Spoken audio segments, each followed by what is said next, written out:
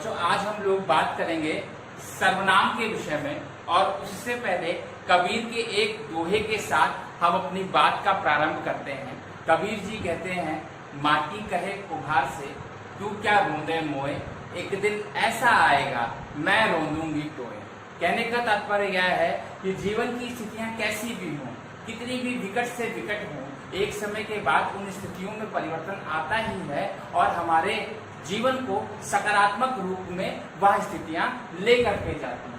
यदि हम बात करें सर्वनाम के विषय में, तो सर्वनाम वह शब्द हैं जो कि वाक्यों में संज्ञा के स्थान पर प्रयुक्त होते हैं।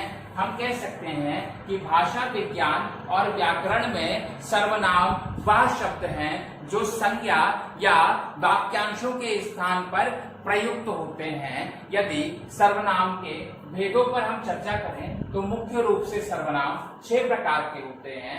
पुरुषवाचक सर्वनाम, निश्चयवाचक सर्वनाम, अनिश्चयवाचक सर्वनाम, संबंधवाचक सर्वनाम, प्रश्नवाचक सर्वनाम और निजवाचक सर्वनाम। पुरुषवाचक सर्वनाम से हमारा तात्पर्य सर्वनाम के एक ऐसे रूप से है जिसमें वक्ता, श्रोता और अन्य पुरुष तीनों मिलकर के कहीं ना कहीं शब्दों के माध्यम से ध्यान इंगित करके संज्ञा शब्दों के स्थान पर प्रयुक्त होते हैं। जब वक्ता स्वयं की बात करता है तो उसे हम कहेंगे, जब वक्ता स्वयं की बात करेगा तो उसे हम कहेंगे उत्तम पुरुष। जब वक्ता श्रोता की बात करेगा, सुनने वाले की बात करेगा, तो उसे हम कहेंगे मध्यम पुरुष। जब श्रोता और वक्ता मिल करके किसी अन्य पुरुष, किसी अन्य व्यक्ति की बात करेंगे तो उसे हम कहते हैं अन्य पुरुष। जैसे कि उत्तम पुरुष में आ जाएंगे मैं, मेरा, हम इत्यादि। वहीं हम अगर बात करें मध्यम पुरुष की तो तुम, तेरा, तुम इत्यादि शब्द आपके मध्यम पुरुष में आ जाएंगे। वहीं अन्य पुरुष में थर्ड पर्सन, तृतीय व्यक्ति की बात होगी जो उस पूरी चर्चा में कहीं पर भी उपस्थित नहीं।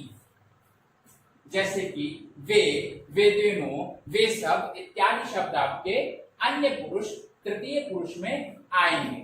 इसके बाद यदि हम निश्चयवाचक सर्वनाम की बात करें तो सर्वनाम का वह रूप जिससे किसी भी व्यक्ति, वस्तु, स्थान की निश्चितता का बोध हो, निश्चित रूप से होने का बोध हो, उसे निश्चयवाचक सर्वनाम या संकेतवाचक सर्वनाम कहते हैं। क्योंकि यह एक दिशा विशेष, एक व्यक्ति विशेष, एक स्थान विशेष की ओर ध्यान इंगित कराता है। जैसे वे बाहर गए, इस शब्द में, इस वाक्य में वे जो शब्द है, वे शब्द कहीं ना कहीं एक निश्चितता की ओर ध्यान इंगित कराता है। वह मेरा मित्र है, इस वाक्य में कहीं ना कहीं यह जो वह शब्द है वह एक निश्चित भाव को प्रकट करता है। अस्तु यहाँ पर निश्चयवाचक सर्वनाम होगा।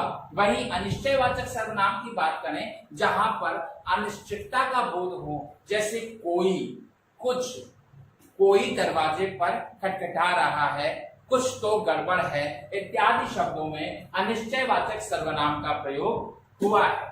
वहीं जब दो चीजों के बीच, दो वस्तुओं के बीच, दो व्यक्तियों के बीच संबंध बताने के लिए शब्दों का प्रयोग होता है उसे हम संबंधवाचक सर्वनाम कहते हैं। जैसे उदाहरण स्वरूप, जो जैसा करेगा वैसा भरेगा, जैसी करनी वैसी भरनी। तो जो जैसा करेगा वैसा भरेगा, जो करेगा सो भरेगा। इस वाक्य में जो और सो आपस में एक प्रकार का संबंध व्यक्त कर रहे हैं। अस्तु यहाँ पर सो शब्द जो है वह संबंधवाचक सर्वनाम होगा।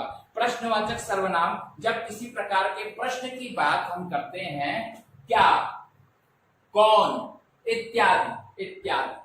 जैसे कि हम पूछें तुम कौन हो या तुम्हें क्या चाहिए, तो इन शब्दों में, इन सार्वनामिक पदों में जो कौन शब्द है या जो क्या शब्द है इसे प्रश्नवाचक सर्वनाम कहेंगे।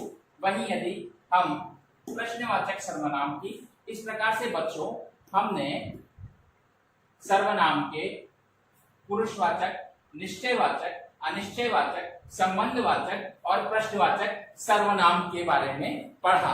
वहीं यदि हम निजवाचक सर्वनाम की बात करें तो जब मैं स्वयं की बात करूंगा, जब हम निज की बात करते हैं, जहां पर निजता आ जाती है, वहां पर निजवाचक सर्वनाम होता है। जैसे मैं अपना काम अपने आप कर लूंगा, या मैं अपना भोजन आप बना लूंगा, मैं स्वयं ये कार्य कर लूंगा। तो ये जो स्वयं, अपना, आप इत्यादि शब्द हैं जो निजता का बोध करा रहे हैं, इन्हें निजवाचक सर्वनाम कहेंगे। आशा है बच्चों आज का आपको ये चैप्टर समझ आया होगा, और आगे के प्रकरणों को हम अपने आगे के चैप्टर्स में, आगे की वीडियोस में समझते चलेंगे, सुनते चलेंगे। धन्यवाद।